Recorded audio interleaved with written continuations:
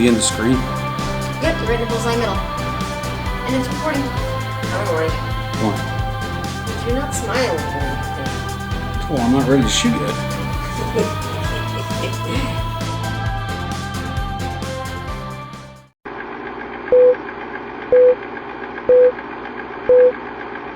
Alright, greetings fellow FGers. Hey, we are back again. Again, if you caught my last video, apologies for my voice being a little weird and me sounding like I'm a little tired and out of sort here, because I am. Been down pretty much since Tuesday. This is now Saturday. My wife went over to Patient First, aka the director, and they said that she's got the dreaded Wuhan, and I think that she passed it over to me. So just getting, kind of recovered from all that and moving on. But anyway, here we go. In between stretching out on the couch and trying to recover, started on a new project. Let me give you some video here. Something I've been thinking about for a while. There's the feed hoses here, just hanging down. Zoom back in along here. It's my onboard new air system. Give you a run on the piping here. Take a look at that. Okay. So, pan back. Alright, so these are pressure regulators I picked up from Amazon. Now, these were made in South Korea, not China. So I'm really hoping, apologies for the bounce here in the video. These are made in South Korea, so I'm really hoping that they're going to be better quality than the Chinese knockoffs, and that I shouldn't have any trouble with them. Speaking of bounce in the video, I did order a active motor-driven digital stabilizer for the videos, and it turned out that the thing absolutely would not work.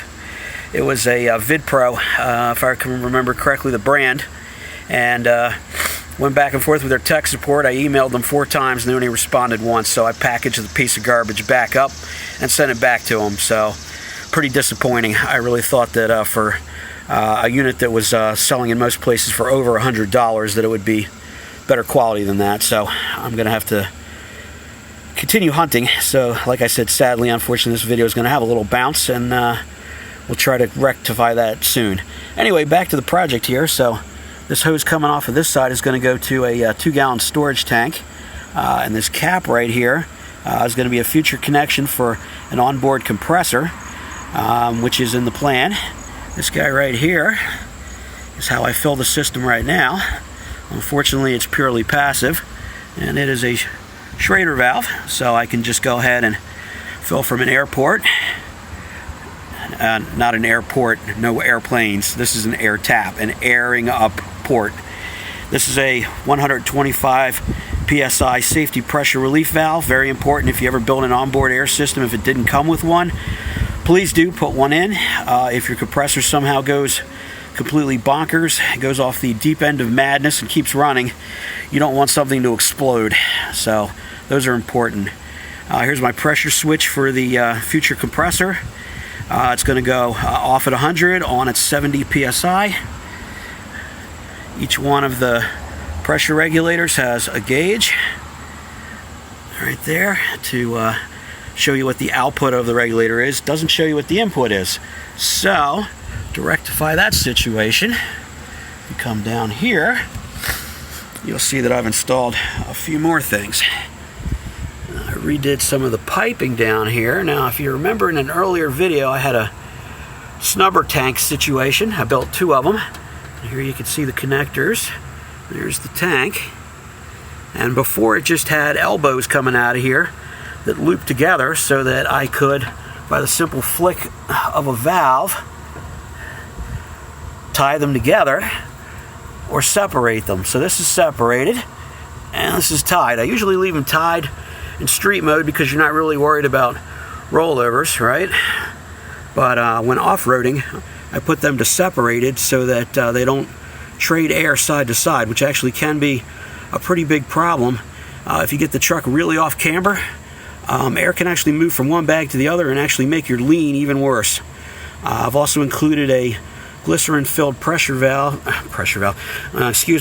gauge here so I can watch now what the system is doing, which I did not have before. And down here is the tank. If I can get down there, if you see that yellow handle all the way at the bottom, which is not real clear, that is a dump valve. This tank only has 3 fittings. Some of them come with 5 or 6. So I had to mount it upside down. So when I get done with assembling all the bracketry, it's actually going to hang from the legs here, oriented opposite of what most people would probably be doing, because the condensate is going to build up most in the tank here, which being the lowest point, and so you want to be able to blow that condensate out.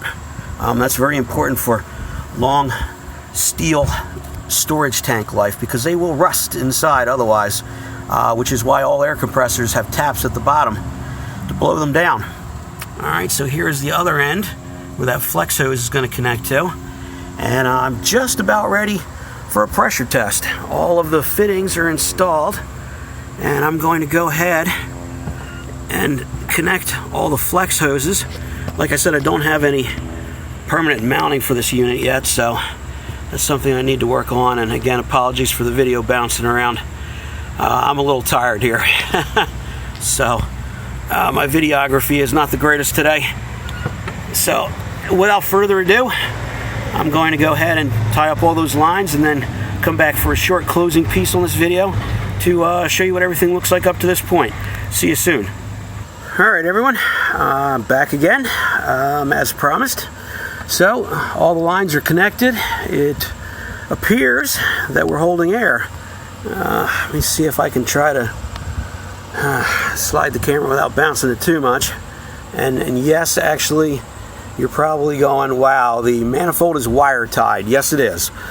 This is obviously not a plan for a permanent installation. This is basically what you call redneck testing mode. So just to keep it from falling down and getting smacked around when I take it out for a road trip, just to test everything out, this is how it's going to probably be for a little while until I get around to building permanent mounts, which is definitely in the plan. I just don't know if I'm really up to it today. Any of you who have gone through the lovely Wuhan experience know how much it really drains you. Your energy level really bottoms out a lot. So anyway, let me slide back here. So here's the auxiliary gauge.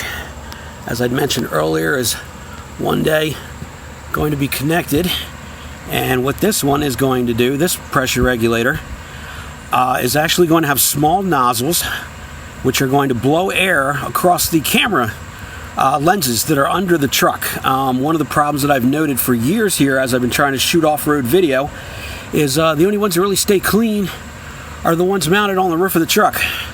The other ones are so low to the ground that the massive cloud of dust that the front tires kick up, or if you happen to have the bad luck of following another vehicle, the massive cloud of dust they're kicking up really does a number on everything. So here you take a look at the pressure gauges. You come back over here, and that's not a good sign. It looks like the gauge is actually dropping, which means I may have a leak somewhere. Gonna have to track that down. Anyway, let me come back over here and try not to bounce too much. Show you the other gauge, and here is the one that I tied in to the tanks. Now you're probably wondering why these gauges are reading differently. Well, that's because I put check valves in there so that if there's a leak or other problem back over in this system, the airbags won't go to zero. So it looks like that was a smart move, because it appears that I have a leak here which I'm going to have to diagnose. So anyway, that's basically the project for today. We'll catch up again with everybody soon. Thanks for tuning in, and good night and good driving. Go out and get her muddy. See ya.